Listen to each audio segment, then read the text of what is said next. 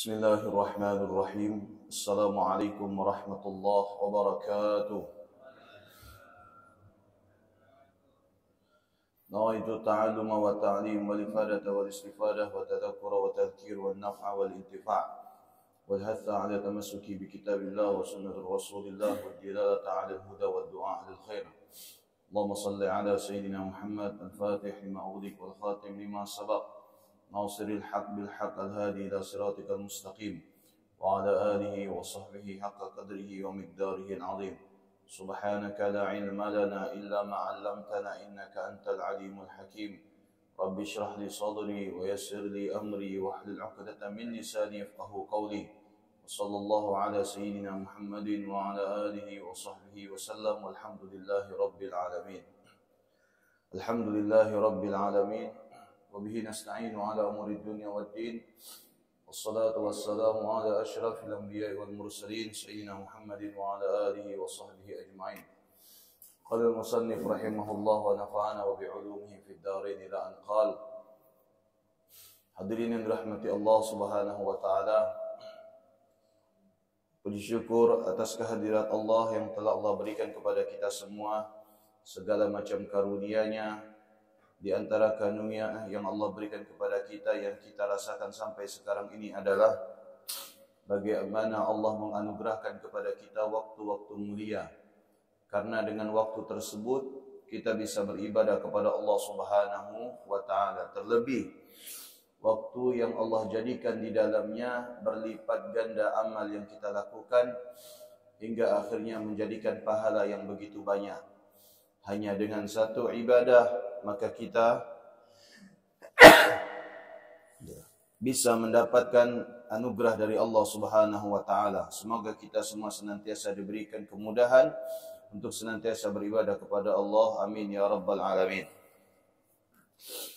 Salawat dan salam kita haturkan kepada baginda Nabi besar Muhammad sallallahu alaihi wasallam yang karenanya kita mendapatkan kemuliaan dari Allah Subhanahu wa taala.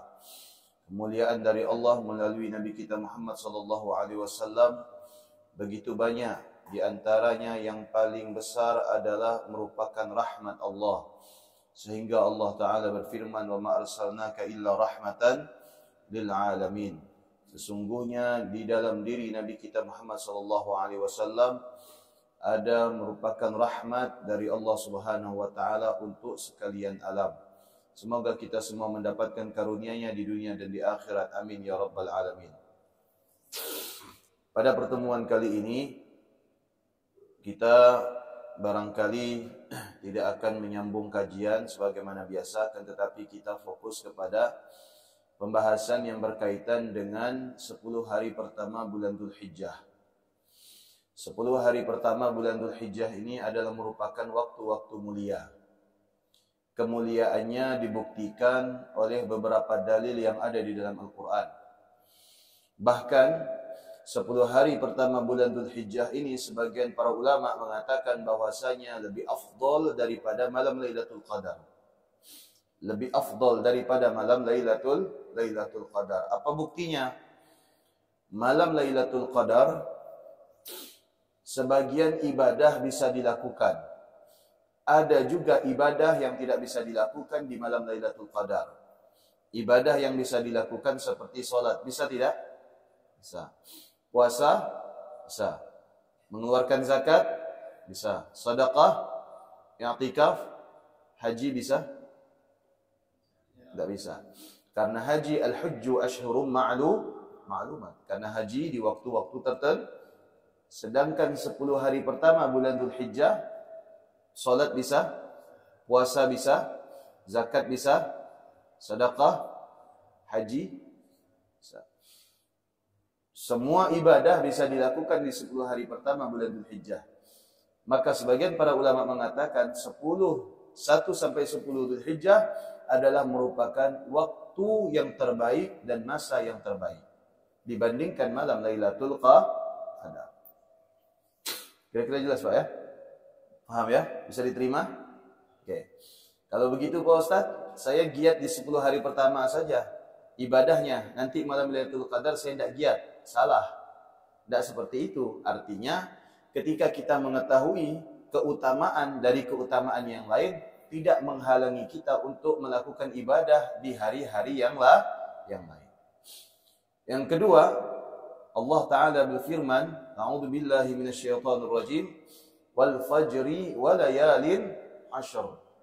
Demi waktu fajar, kata Allah, dan 10 malam. Yang dimaksud dengan 10 malam itu adalah 10 hari pertama bulan Dzulhijjah. Yang kedua, bagaimana Allah Ta'ala berfirman di dalam Al-Quran, وَاذْكُرُوا اسْمَ اللَّهِ فِي أَيَّامٍ مَعْلُومَاتٍ, dan sebutlah nama Allah Subhanahu wa Ta'ala di hari-hari tertentu. Para ahli tafsir mengatakan di hari-hari tertentu yang dimaksud di sini adalah 10 hari pertama bulan Dzulhijjah. Maka kita dianjurkan untuk mengumandangkan takbir, tahmid, tahlil, dan tasbih.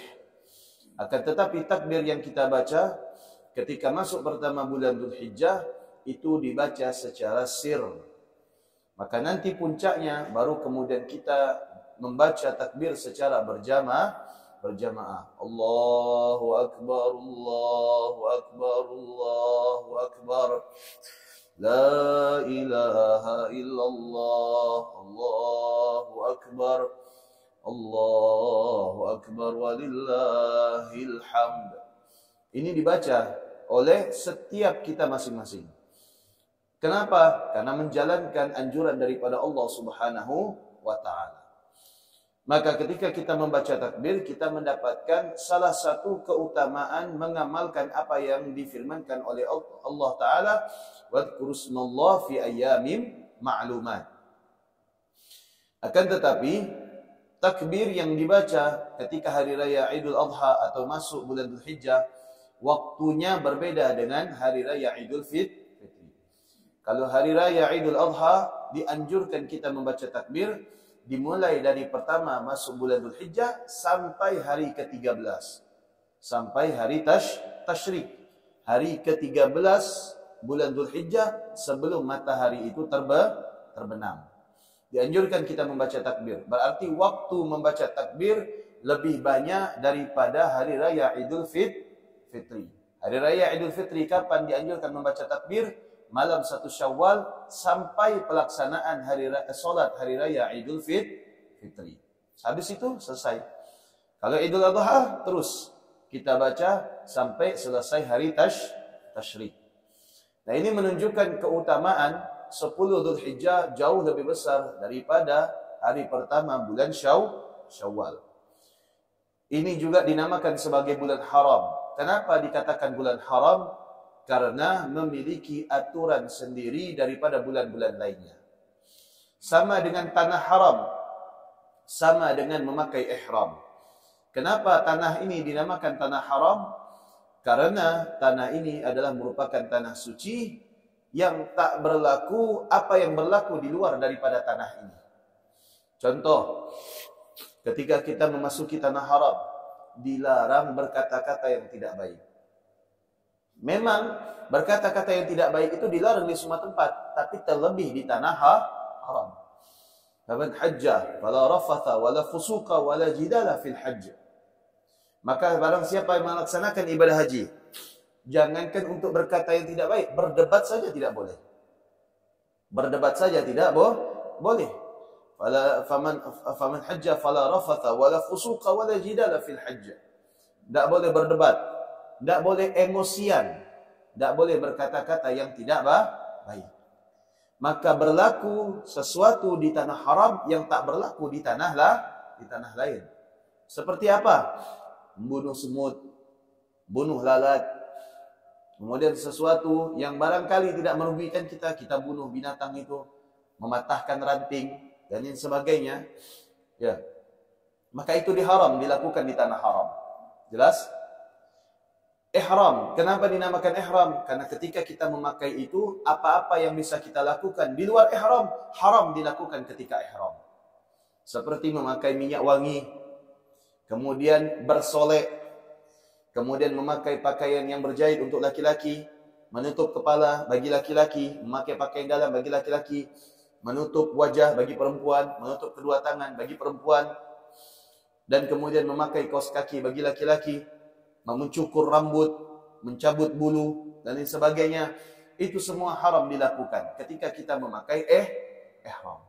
Begitu juga bulan Dzulhijjah merupakan Ashhurul Hurum. Merupakan Ashhurul Hurum. Ada berapa Ashhurul Hurum? Kata Allah Subhanahu wa taala, "Inna iddatash syuhur indallahi 12 syahran fi kitabillah yauma khalaqas samawati wal arda minha arba'atun hurum." Sesungguhnya bilangan bulan di sisi Allah ada 12 bulan. Di antara 12 bulan ada 4 bulan di sisi Allah. Bulan apa? Dzulqa'dah, Dzulhijjah, Muharram, dan Rajab. Aturan 4 bulan ini berbeda dari 4 bulan lainnya. Andai kata kita melakukan ibadah di dalam 4 bulan ini, maka pahalanya dilipat gandakan oleh Allah. Tapi sebaliknya, kalau kita melakukan kemaksiat di 4 bulan ini, maka dosanya juga dilipat gandakan oleh Allah. Makanya disebut dengan bulan haram. Makanya disebut dengan bulan haram. Jelas kira-kira? Okey. Ibadah yang dilakukan di bulan haram ini oleh Allah Subhanahu wa taala dianjurkan ada 3. Yang pertama haji. Haji. Haji tidak bisa dilaksanakan oleh setiap orang, hanya bisa dilaksanakan oleh orang-orang tertentu. Al-hajju ashhurum ma'lumat. Faman hajja fihi al-hajju ashhurum ma'lumat. Faman hajja fala rafatha wala fusuqa wala jidala fil hajj. Haji adalah memiliki waktu-waktu yang tertentu. Yang kedua kata Allah Subhanahu wa taala, walillahi 'alan nasi hajjul bait man istata'a ilaihi sabila. Sesungguhnya Allah menetapkan kewajiban untuk orang melaksanakan haji apabila dia memiliki kemampuan. Nabi SAW bersabda, tabi'u bainal hajj wal umrah fa innahuma yanfiyani al-faqr wad dhunub. Laksanakan, kerjakan, iringi antara haji dengan umrah, karena sesungguhnya kedua hal ini bisa menghapus dosa yang kita miliki dan mengeluarkan kita dari yang namanya kefakiran. Ini keutamaan haji. Haji keutamaan yang sangat besar. Terlebih orang yang melaksanakan haji bisa wukuf di Arafah. Karena wukuf di Arafah adalah merupakan mu'zamul arkan, rukun yang paling besar. Rukun yang paling besar, yang paling berpengaruh rukun dari setiap rukun haji adalah wukuf di Arafah. Kalau kita tawaf, ihram, kemudian sa'i, tahallul dan tertib, tapi kita tidak melakukan wukuf, maka haji kita tidak sah. Jelas? Ada 6 rangkaian rukun ibadah haji yang wajib dilaksanakan, tidak boleh ditinggalkan walaupun kita dalam keadaan sakit. Yang pertama adalah ihram, yang kedua adalah wukuf di Arafah, yang ketiga adalah tawaf, sa'i, kemudian tahallul, mencukur, kemudian yang terakhir adalah at-tartib baina mu'zamil arkan, tertib dari rukun-rukun yang lainnya, mendahulukan yang dahulu, mengakhirkan yang akhir. Ini kesemuanya wajib dilakukan, tidak boleh ditinggalkan dan tak bisa diganti dengan dam. Kalau kita tinggalkan salah satunya, haji kita tidak sah. Lain dengan wajib haji.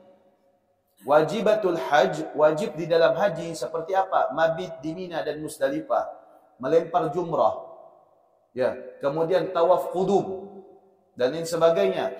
Itu semua apabila kita berhalangan, tidak mampu kita lakukan, kita bisa minta ganti dengan orang lain dan hanya kita membayar dam. Yes? Haji ketika wukuf di Arafah, kapan wukuf di Arafah? Pada tanggal 9 Dzulhijjah. Kemudian amalan yang kedua yang dilaksanakan di bulan Dzulhijjah apa? Yaitu melaksanakan kurban. Kurban hukumnya apa? Sunnah apa wajib? Tergantung kita mazhabnya apa. Ada 4. Hanafi, Maliki, Syafi'i, Hambali. Keempat-empatnya ini 3 berbeda. 3 berbeda. Yang pertama, Hanafi mengatakan wajib. Kurban hukumnya wajib, sebagaimana solat, puasa, zakat, dan haji. Apabila ditinggalkan, maka mendapatkan dosa. Kurban wajib bagi siapa? Bagi yang mampu. Bagi yang mampu. Apa ketentuan? Maksudnya kalimat mampu di sini bagi Imam Abu Hanifah. Bagi Imam Abu Hanifah mampu di sini adalah apabila ada orang memiliki harta. Harta itu ada minta tisu saya. Nak bersin saya. Harta yang kita miliki senilai harta yang kita miliki senilai dengan hewan kurban, maka kita wajib melaksanakan kurban. Misalkan saya punya mobil atau saya punya motor. Kira-kira motor yang saya miliki seharga tidak dengan hewan kurban? Seharga tidak. Lebih malahan ya. Maka saya jatuh pada kewajiban untuk melaksanakan kurban. Ini madhab Hanafi. Kalau saya tidak melaksanakan kurban, maka saya berdosa. Syukran. Kalau saya tidak melaksanakan kurban, maka saya berdosa. Itu madhab Hanafi. Pendapat yang kedua, Maliki dan Hambali. Ini sama. Apa kata mereka? Kata mereka, hukumnya sunnah. Sunnah apa? Sunnah aja. Nggak ada sunnah yang lainnya. Menurut Maliki dan Hambali. Lalu yang dimaksud mampu menurut Maliki dan Hambali bagaimana? Menurut pendapat Maliki, yang dimaksud dengan mampu di sini apabila kita punya harta dan tidak ada keperluan dengan harta tersebut. Ini misalnya investasi. Kita punya harta, tidak ada keperluan dengan harta tersebut, artinya harta ini nganggur. Dan harta ini senilai hewan kurban, maka kita sunnah melaksanakan kurban. Jatuh kepada hukum sunnah melaksanakan kurban. Berbeda dengan madhab Hambali.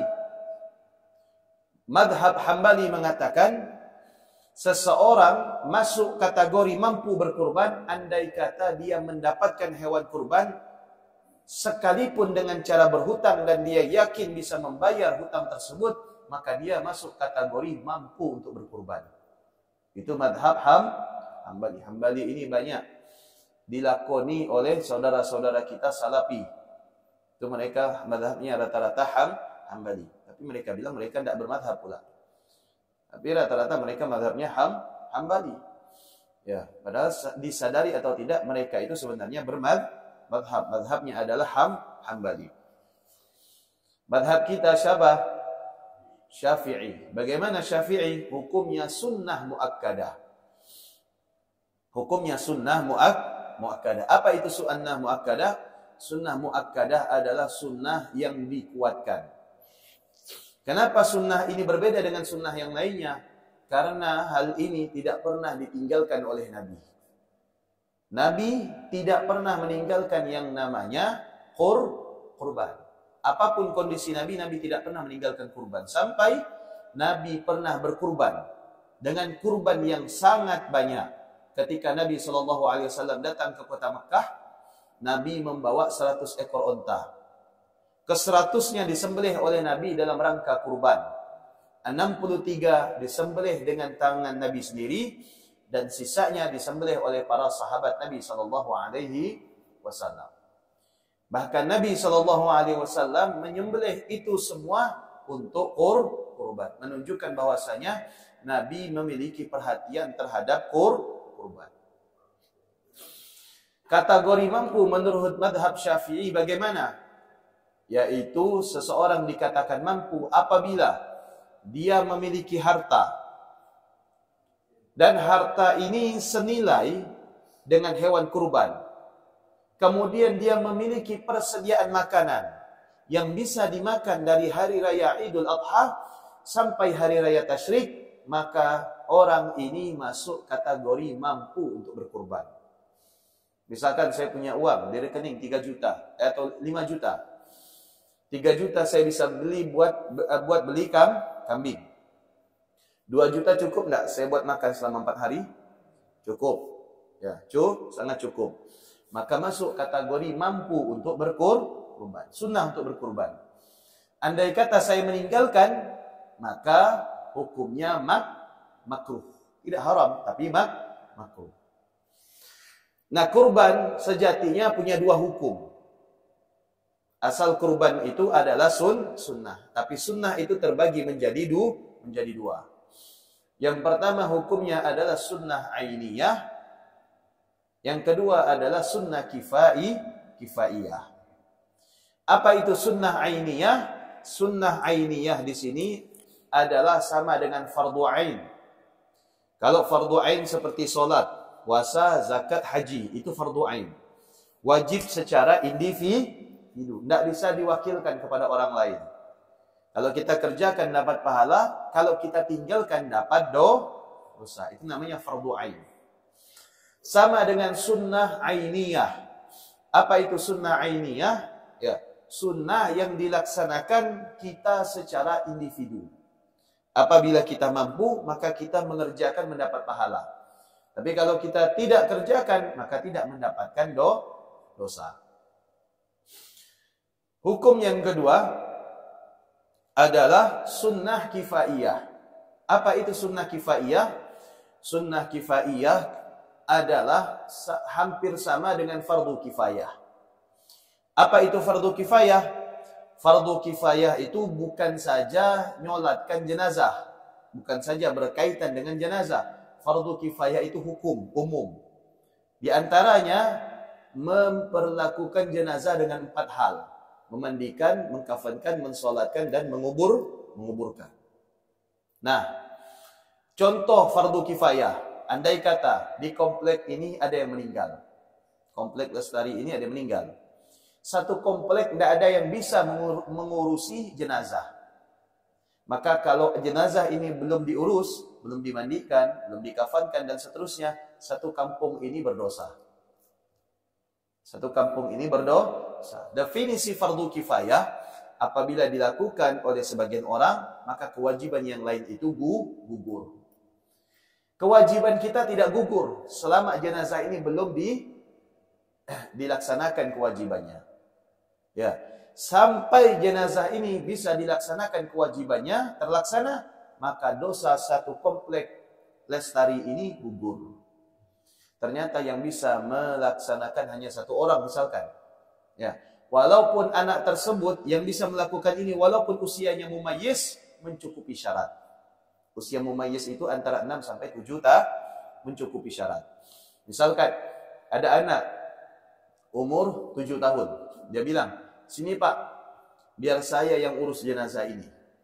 Mandikan, kafankan, kemudian sholatkan, kemudian kuburkan." Saya mau tanya, kira-kira yang dapat pahala anak ini apa satu komplek? Gimana satu komplek dapat pahala? Cuma ngelihat gini ya. Udah belum? Yang dapat pahala siapa? Yang dapat pahala ya anak ini, karena anak ini yang ngerjakan. Ya, karena anak ini yang mengerja. Kita dapat pahala, dapat kalau kita mensolatkan. Kalau kita ikut mengubur, tapi kalau selama yang kita tidak mengikuti 4 proses ini, kita tidak dapat pahala.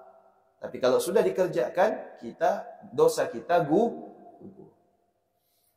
Jelas? Begitu juga yang namanya sunnah kifaiyah dalam berkurban. Andai kata dalam satu rumah tangga, misalkan suami istri punya 3 orang anak, kelima-limanya ini mampu. Suami kerjanya nikahkan orang, istri rias pengantin. Anak pertama punya catering, anak kedua nyewakan tenda, anak ketiga nyewakan sound system. Kalau mau nikah hubungi orang ini, paket lengkap. Ya, 5-limanya mampu tidak? Mampu tidak? Kelima-limanya jatuh kepada hukum sunnah ainiyah untuk berkurban. Karena masing-masing Tapi kalau misalkan kelima-limanya ini tidak mau berkurban, maka kelima-limanya ini jatuh kepada hukum makruh. Jelas? Untuk menghilangkan kemakruhan yang akan diterima oleh satu keluarga ini tinggal satu keluarga ya, bukan beda rumah, satu rumah. Andaikan kelima-limanya ini untuk meninggalkan kemakruhan, menggugurkan kemakruhan, salah satu di antara mereka harus berkurban. Misalkan anak yang paling bontot, yang punya sound system tadi, dia berkurban. Ya sudah, saya berkurban. Karena yang lain tidak mau berkurban, saya berkurban. Dia beli 1 ekor kambing, dia sembelih. Atas nama dirinya, maka siapa yang dapat pahala? Yang bontot apa semuanya? Hah? Hah? Yang bontot dapat pahala berkurban, tapi yang keempat ini juga dapat pahala, tapi tak sebanyak yang Kenapa? Karena ini yang melakukan, sementara ini yang mampu. Tapi Pak Ustadz, ada hadis Nabi. Nabi itu nyembelih hewan kurban bilang, untuk umatku. Oke, hadisnya betul. Saya bacakan hadisnya. Karena Nabi SAW, ba'da sa'ida min mimbarihi, ya, utiya bikabasyatin. Faqala, Bismillahi Allahu Akbar, hadha minni, wa amman lam tudahhi min ummati. Tatkala Nabi selesai khutbah Idul Adha, Nabi didatangkan seekor gibas. Kemudian Nabi ambil, Nabi kemudian mengucapkan Bismillahi Allahu Akbar, hadha anni, ini untukku. Wa amman lam tudahhi min ummati, dan untuk umatku yang tidak mampu untuk berkurban. Ingat, jangan dipelintir. Kalimat Nabi, wa amman lam tudahhi min ummati. Juga untuk umatku yang belum mampu berkurban. Sudah? Bukan untuk semua umatku. Wa amman lam tudahhi min ummati. Juga untuk umatku yang belum mampu berkurban. Disembelih oleh Nabi. Bagaimana dengan hadis ini, Pak Ustaz? Oke. Ketika kita merumuskan suatu hukum, tidak cukup bersandar kepada satu hadis. Karena ada hadis-hadis yang lain untuk melengkapi hadis tersebut dan akhirnya menjadi suatu hukum. Hadis yang lain, Nabi SAW bersabda, "Man kana lahu sa'atun falam yudahhi, fala yaqribanna musallana." Barang siapa yang diberikan kemampuan, kemudian dia tidak berkurban, kata Nabi, maka jangan sekali-kali mendekati masjid kami. Orang diberikan kemampuan, kata Nabi, tapi tidak mau berkurban, jangan masuk masjid. Sholatnya jangan di masjid, kata Nabi, tapi jangan dipraktekkan di sini. Untuk ditulis pula di depan. Yang tidak kurban dilarang sholat di masjid ini. Jangan. Ya. Diancam oleh Nabi. Yang punya kemampuan, tapi tidak berkurban, kata Nabi. Jangan masuk masjid ini, kata Nabi. Kenapa Nabi berlaku demikian? Karena Nabi SAW sangat menekankan orang yang mampu untuk berkurban. Sudah jelas? Kira-kira lengkap tidak hadisnya? Lengkap. Oke. Pak Ustaz, kalau satu kambing untuk satu keluarga, sebagaimana Nabi kan bisa. Kata para ulama, hadis yang pertama tadi, yang Nabi sembelih untuk dirinya dan untuk umatnya yang tidak mampu, itu bentuk perhatian Nabi kepada umatnya yang tak mampu berkurban. Andai kata tahun ini ada saudara kita yang tak mampu berkurban, yang benar-benar tidak mampu, maka dia dapat pahala sebagaimana yang dikirim oleh Nabi 14 abad silam. Tapi andai kata ada yang mampu, kemudian dia sengaja tidak berkurban, dia masuk kategori hadis yang kedua daripada Nabi. Nabi tidak menyukai. Kira-kira jelas atau tidak? Paham? Jadi jangan lagi diperselisihkan. Pak Ustaz, satu kambing bisa untuk satu keluarga. Tidak bisa. Satu kambing tetap untuk satu orang. Yang disebutkan namanya satu orang. Andai kata ini berlaku, Pak, tidak ada yang mau kurban sapi. Betul tidak? Warga komplek Lestari, 1 ekor kambing. Kasih ke masjid. Atas nama siapa? Warga komplek. Tidak sah. Harus nama satu orang. Kemudian bagaimana dengan sapi dan onta? Hadis Nabi berikutnya. Sayyidina Jabir ketika usai berperang Hudaybiyah bersama Nabi, naharna ma'a Rasulillah al-Hudaybiyata. Ya. Kemudian apa kata beliau? Al-badanah an sab'ah wal baqarah an sab'ah. Setelah kami melaksanakan perang Hudaybiyah, kata Sayyidina Jabir bersama Rasulullah, maka kami menyembelih hewan kurban. 1 ekor unta untuk 7 orang, 1 ekor sapi untuk 7 orang.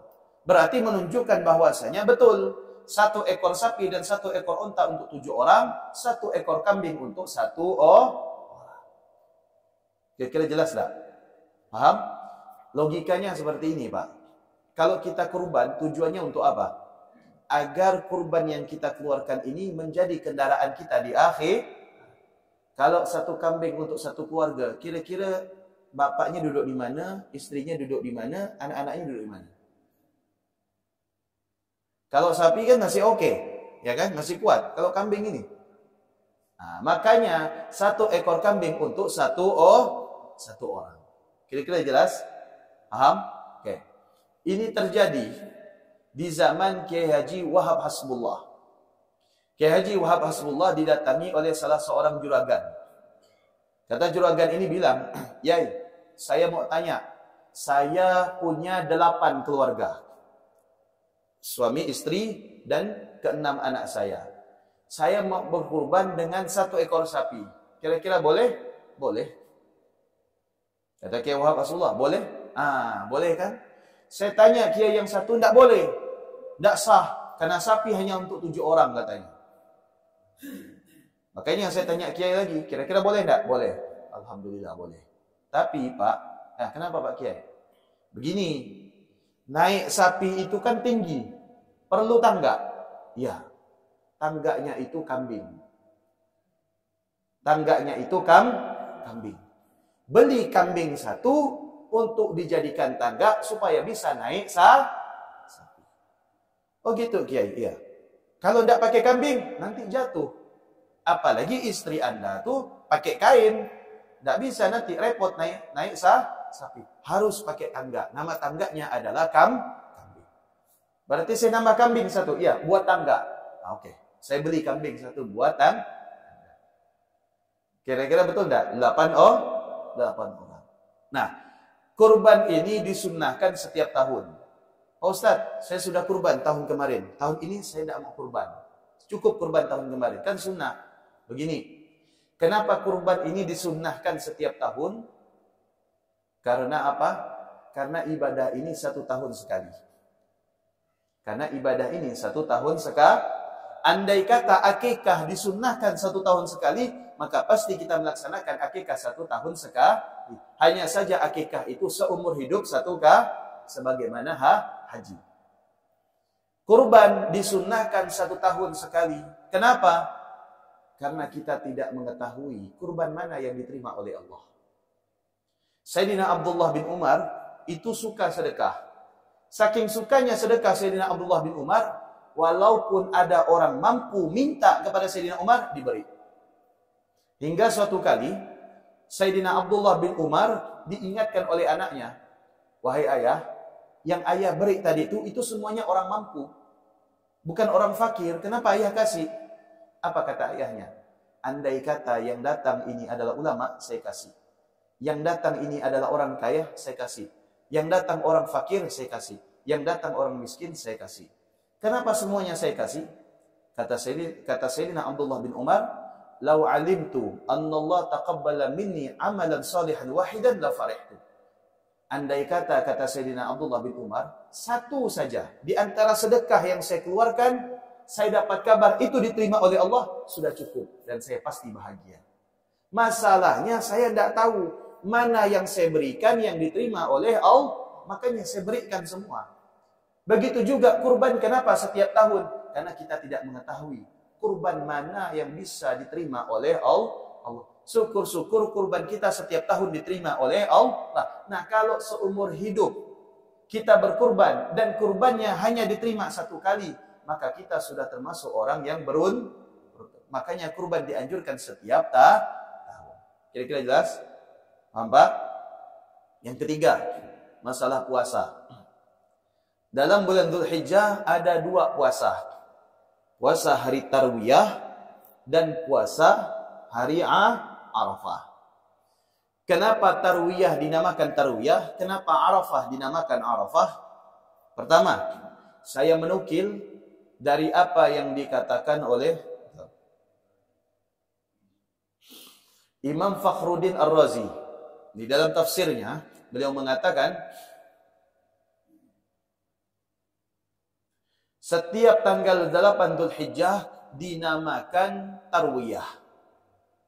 Setiap tanggal 9 Dzulhijjah dinamakan Arafah. Kenapa dinamakan tarwiyah? Kenapa dinamakan Arafah? Tarwiyah ini artinya meragukan. Meragukan. Kenapa dinamakan meragukan? Karena Nabi Ibrahim bermimpi menyembelih anaknya itu bukan sekali, tapi 2 kali. Bermimpi di tanggal 8 Dzulhijjah dan bermimpi di tanggal 9 Dzulhijjah. Saya mau tanya, berarti sudah ada tanggal 8 dan 9 Zulhijjah sebelum wukuf di Arafah? Lebih dahulu mana? Waktu atau tempat? Ayo, waktu atau tempat? Waktu terlebih dahulu, baru tempat. Makanya tempat itu ada karena menunjukkan waktu. Kapan masjid ini ada? 2 tahun yang lalu. Betul?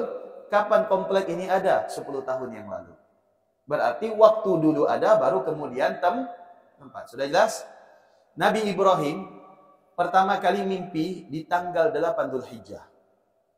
Mimpi menyembelih anaknya. Nabi Ibrahim sadar.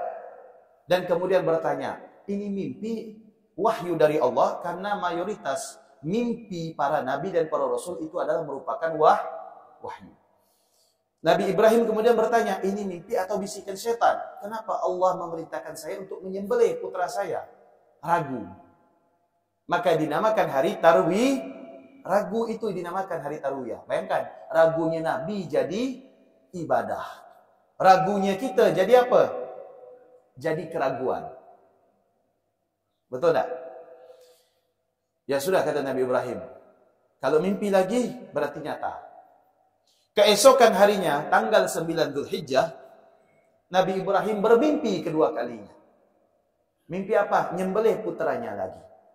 Maka ketika Nabi Allah Ibrahim sadar, ada saat itu qad saddaqatir ru'yah, kata Allah. Wahai Ibrahim, engkau telah membenarkan mimpi yang kau alami. Maka disebut dengan hari Arafah.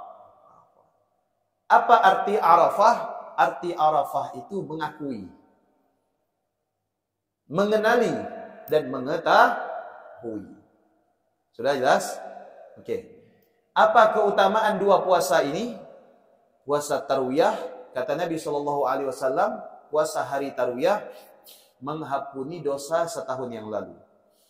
Puasa Arafah, hari Arafah, mengampuni puasa setahun yang lalu dan mengampuni dosa setahun yang lalu dan dosa yang akan setahun yang akan datang. Kalau gitu Pak Ustadz, tahun depan kita boleh lakukan dosa. Nah, kata para ulama bukan demikian.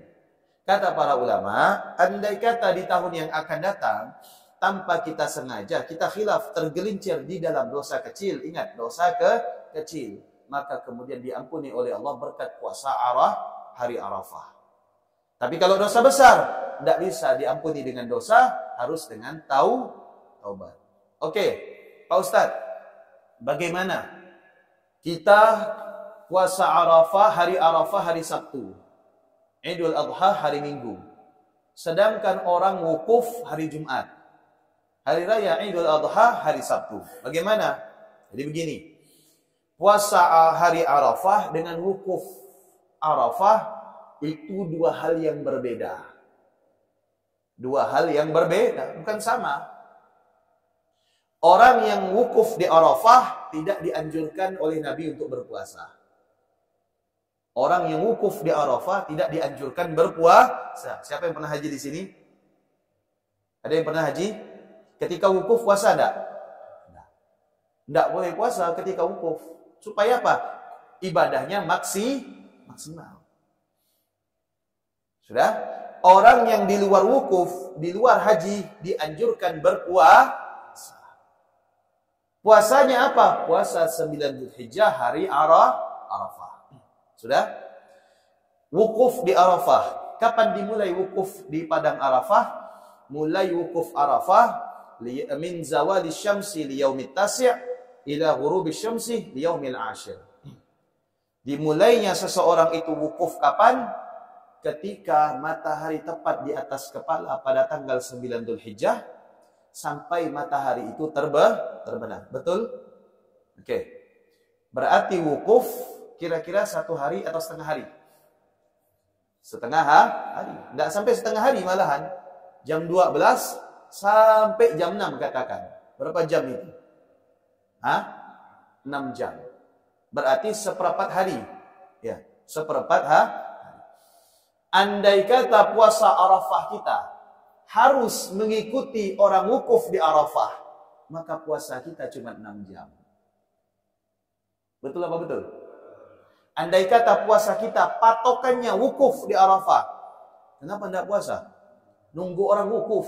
Misalkan, orang wukuf Arafah, saya baru puasa. Berarti puasanya bukan dimulai dari terbitnya fajar, tapi dimulai dari matahari. Kira-kira dinamakan puasa enggak itu? Kalau cuma 6 jam, dinamakan puasa enggak? Puasa, tapi puasa yang.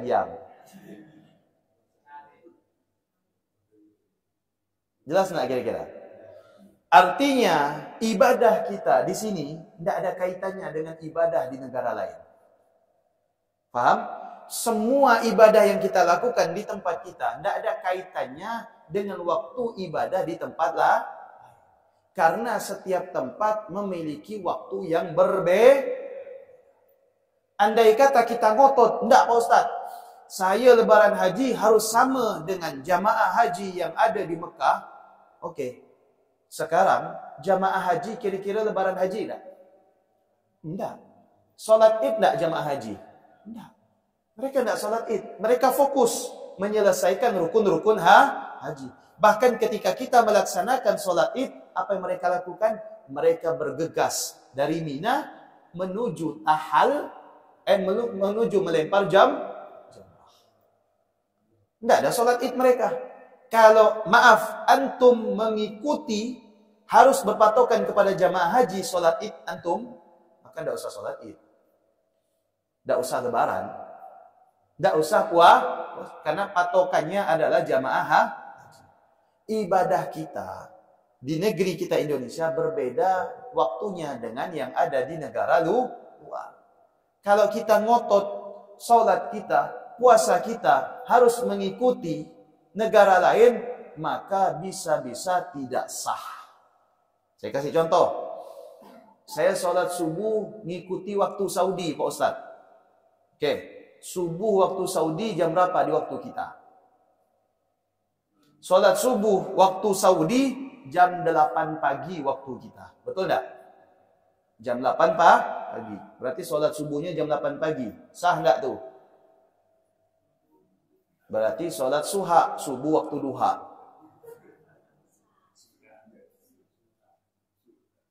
Ya dah. Kata orang, ngapa pula salat duha ini pakai kunut nih? Ini duha terbaru kali ini. Betul? Pak Ustaz, saya mau mengikuti Saudi, mengikuti Mekah, karena Mekah kiblat kita, kiblat arah, bukan kiblat waktu. Kiblat arah, bukan kiblat waktu. Kalau kiblat waktu, salat kita harus sama waktunya dengan Saudi, niscaya salat kita keluar daripada waktu. Salat zuhur kita jam 3, salat asar kita jam 5, maghrib kita jam 8, isya kita jam 9, subuh kita jam 8 pagi. Kira-kira mau enggak begitu, Bu? Enggak mau lah Pak Ustaz, kacau balau nanti. Kacau balau. Nah, puasa Arafah itu berbeda dengan wukuf di Arafah. Puasa hari Arafah bukan bergantung kepada tempat, tapi bergantung kepada zaman, waktu. Setiap tanggal 9 Dzulhijjah itu adalah hari Arafah yang dianjurkan kita untuk berpuasa Arafah. Sudah? Makanya ada dikatakan di dalam hadis Nabi, sumu li ru'yakum wa aftiru li ru'yakum. Berpuasalah kalian di saat kalian melihat hilal. Artinya kita di sini melihat hilal, maka langsung puasa. Kalau tidak melihat hilal, maka istiqmal bulan yang sekarang ini digenapkan menjadi 30 hari. Wa aftiru li ru'yakum. Dan berhari rayalah ketika kalian melihat melihat maksudnya bukan orang melihat di negara mereka, tapi kita melihat di daerah kita. Ya, jelas? Andai kata nih, Pak Bu, ini andai kata. Kalau patokan lebaran haji, puasa Arafah kita, patokan kita Mekah, Kira-kira dulu sebelum ada televisi, sebelum ada radio, sebelum ada telepon, sebelum ada telekomunikasi, sebelum ada telegram, orang Indonesia tahu hari Arafah, Lebaran Idul Adha dari mana? Ayo, dari mana? Sedangkan kalau nak nunggu orang wukuf, tidak tahu. Berangkat haji saja pakai kapal bertahun-tahun, betul tidak? Andai kata dahulu harus pakai sekarang ini, nunggu orang wukuf baru kita puasa, bagaimana mendapati kabar orang yang ada di tanah suci sedang wukuf? Dengan TV tidak ada, radio tidak ada, ya, status tidak ada, YouTube tidak ada, parabola tidak ada. Tahu dari mana kita? Berarti selama itu kita tidak hari raya dong. Salah. Makanya dahulu tetap sama dengan sekarang, patokannya bukan orang wukuf di Arafah, tapi patokannya adalah waktu. Ketika malam Kamis kemarin diumumkan, pemerintah kita melakukan sidang isbat. Berbeda dengan hari raya Idul Fitri dan 1 Ramadan. 1 Ramadan malam itu menentukan puasa atau tidak. Dan 1 Syawal menentukan pada saat itu Lebaran Idul Fitri atau tidak. Ketika 1 Dzulhijjah itu bisa menentukan kapan jatuhnya Arafah dan kapan jatuhnya hari raya Idul Adha. Malam Kamis, ya, negara kita melakukan ru'yah. Ternyata mereka tidak melihat hilal. Akhirnya bulan Dzulqa'dah digenapkan menjadi 30 hari, baru malam Jumatnya masuk 1 Dzulhijjah. Ketika masuk 1 Dzulhijjah malam Jumat, kita sudah bisa memastikan kapan puasa Arafah dan kapan hari raya Idul Adha. Berarti 9 hari kemudian puasa Arafah dan kemudian 10 hari kemudian hari raya Idul Adha. Berbeda dengan puasa Ramadan dan 1 Syawal. Akhir bulan Sya'ban mereka melakukan ru'yah. Ketika mereka lihat hilal, maka mereka langsung mengumumkan esok harinya puasa. Ketika mereka tidak melihat hilal, maka mereka mengumumkan genapkan 30 hari, lusanya baru puasa. Begitu juga dengan 1 Syawal. Ketika di akhir Ramadan mereka melihat hilal, maka mereka mengumumkan malam ini kita takbiran 1 Syawal. Ketika mereka tidak melihat hilal, maka mereka mengumumkan kita genapkan puasa 30 hari, besok malam baru kita takbir. Kira-kira jelas? Paham Pak ya?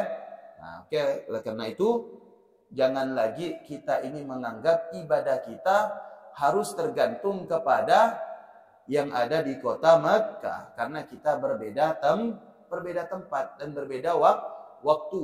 Utamanya adalah berbeda waktu. Apabila mereka melaksanakan wukuf di Arafah pada tanggal 9 Dzulhijjah, maka itu 9 Dzulhijjah menurut mereka sesuai dengan ru'yah mereka di negara mereka. Dan kita melaksanakan puasa hari Arafah pada hari Sabtu, sedangkan mereka sudah berlebaran, karena menurut kita hari Sabtu itu adalah merupakan tanggal 9 Dzulhijjah sesuai dengan apa yang kita lihat di negara kita. Dan pada umumnya negara bagian Asia puasa Arafah pada hari Sabtu, hari raya Idul Adha pada hari Minggu, seperti Malaysia, Brunei dan lain sebagainya.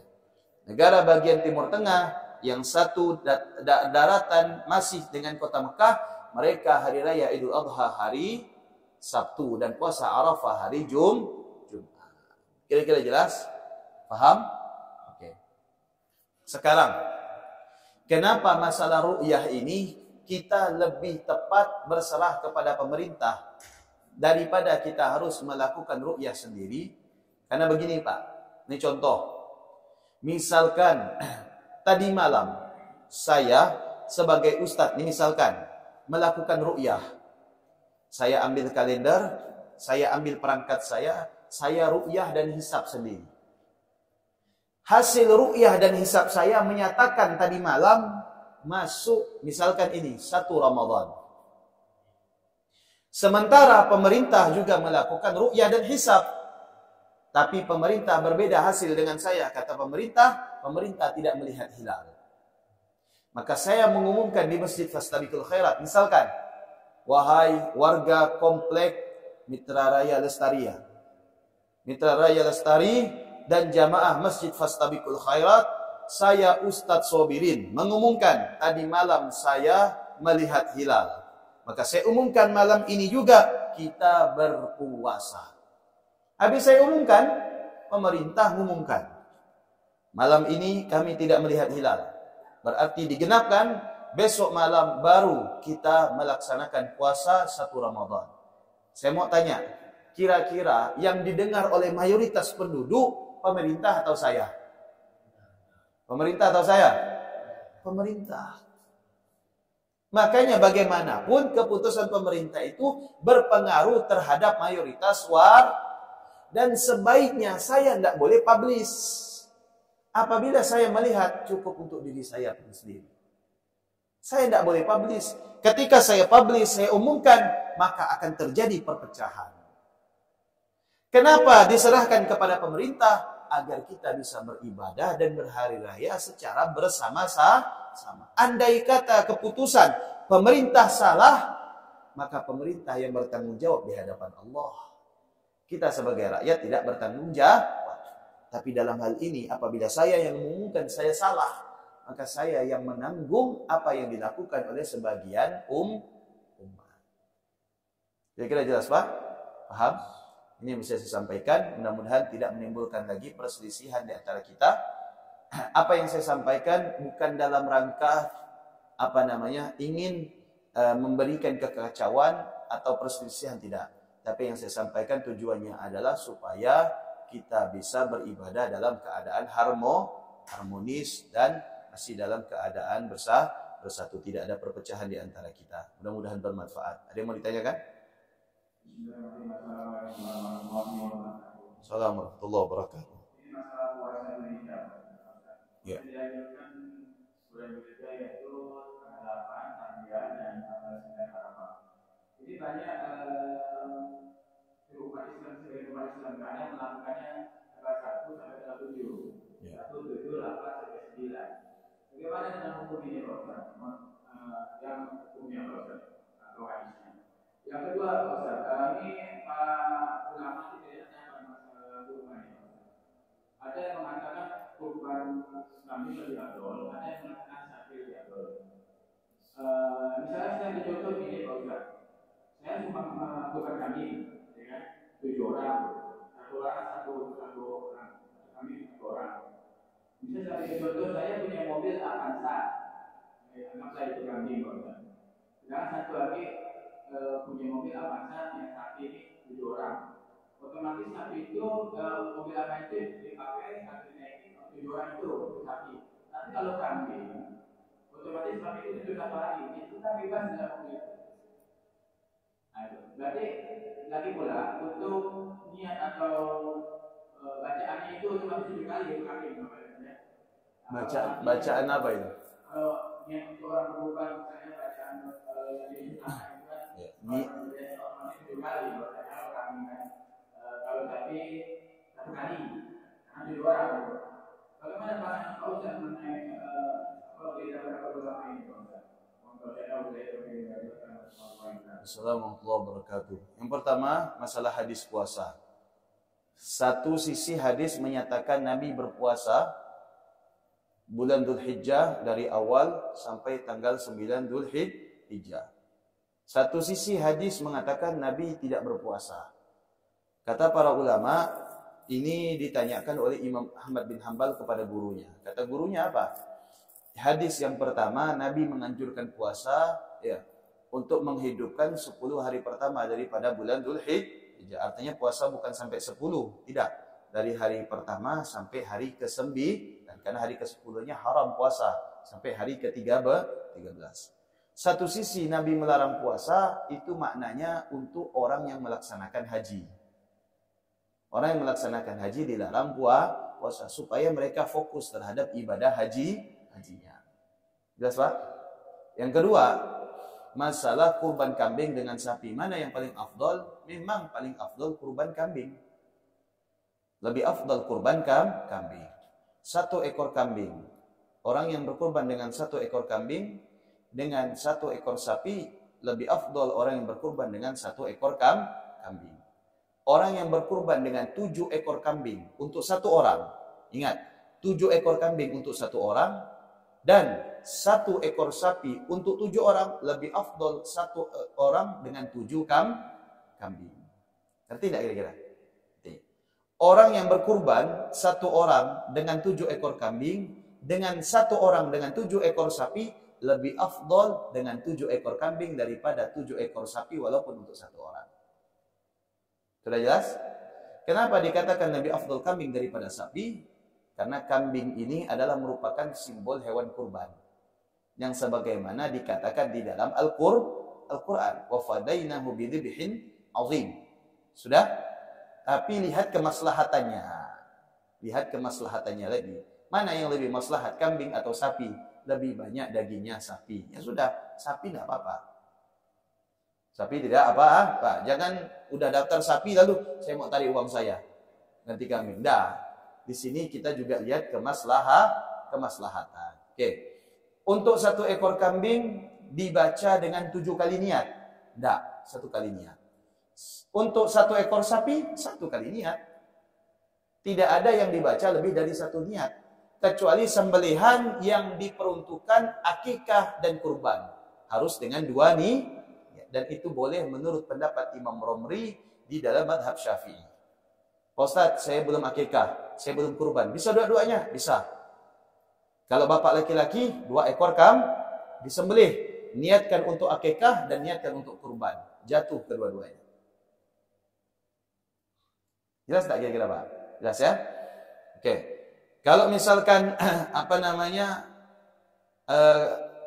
sapi 1 kali niat, ya 1 kali niat, hanya saja nama yang disebut itu sebanyak 7 orang. Kalau misalkan tidak sampai 7 orang, tetap sah. Kalau misalkan tidak sampai 7 orang, cuma 1 orang, tetap sah. Tetap sah. Tapi jangan sampai belinya 7 orang yang disebutkan 1 orang. Nah, itu korupsi namanya. Ya. Belinya 7 orang, patungannya 7 orang, disebutkannya 1 orang. Udah sebut ya nama Ustaz Sobirin. 6-nya.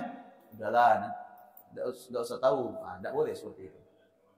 Tidak boleh. Ya. Biasanya ditulis DKK, ya. Dan kawan kah? Oh, jelas Pak? Sudah?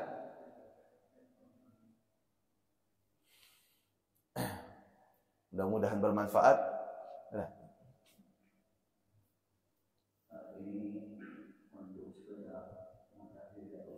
Ya. Kalau tinggal 1 angka, 1 rumah, kalau 1 ya, kesunahan kurban. Pengertian 1 rumah untuk misal 1 rumah itu kan ada 2 kakak atau 3 kakak. Menurut teknis administrasi. Tapi dalam 2 kakak.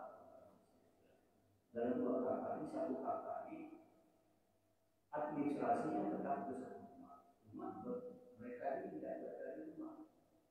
Karena ada hal yang lain misalnya yang jelas belajar misalnya.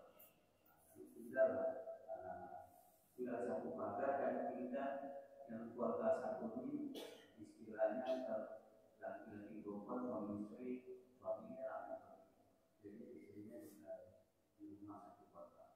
Nah, ini yang perhitungan dikatakan bohong ini apa juga termasuk kategori seperti ini. Jadi begini Pak, yang dimaksud dengan 1 keluarga, 1 rumah itu adalah yang dinafkahi. Yang dinafkahi oleh kita. Kalau di luar nafkah kita, walaupun 1 rumah tidak termasuk. Tapi ini Ustaz, yang Pak Ustaz jelaskan, untuk saya punya anak, 2. Jadi 2 anaknya tidak keluarga. Ya. Lalu orang tuanya tidak berada di Rumah. Istri dengan anaknya saya tahu bukan karena dia tidak mampu atau dia mampu, tapi dia juga dengan saya pakai saya memberi zakat. Maka ini juga termasuk kategori 1 keluarga. Iya, termasuk. Walaupun misalkan itu adalah seorang bibi, misalkan bibi saya, tinggal serumah dengan saya dan saya nafkahi, termasuk keluarga. Makanya itu yang disebut dengan wa'ati dzil qurba. Ya, dan berikanlah haknya, yaitu masih di dalam ruang lingkup kekerabatan. Siapa yang dimaksud kekerabatan di sini? Yaitu orang yang masih tinggal bersama kita dan kita beri nafkah mereka. Jelas, Pak? Ya, sama-sama. Wallahu a'lam bishawab. Semoga kurban kita diterima oleh Allah di tahun ini dan di tahun sebelumnya. Semoga yang belum mampu berkurban di tahun ini, Allah berikan keluasan rezeki untuk berkurban di tahun berikutnya. Semoga yang sudah berkurban di tahun ini, Allah tambah rezekinya untuk berkurban di tahun-tahun berikutnya. Semoga yang melaksanakan haji di tahun ini, Allah terima hajinya dan Allah jadikan haji yang mabrur. Semoga yang belum bisa melaksanakan ibadah haji, Allah panggil dan Allah masukkan namanya di dalam daftar para jamaah haji di tahun berikutnya. Dan semoga Allah meluaskan rezeki kita, dan semoga Allah menerima amal ibadah kita, dan semoga Allah mengangkat derajat kita, dan semoga Allah mengampuni dosa kita, dan semoga Allah merahmati kita semua. Amin ya rabbal alamin. Bismillahirrahmanirrahim. Subhanakallahumma wa bihamdika asyhadu an la ilaha illa anta astaghfiruka wa atubu ilaik. Assalamualaikum warahmatullahi wabarakatuh.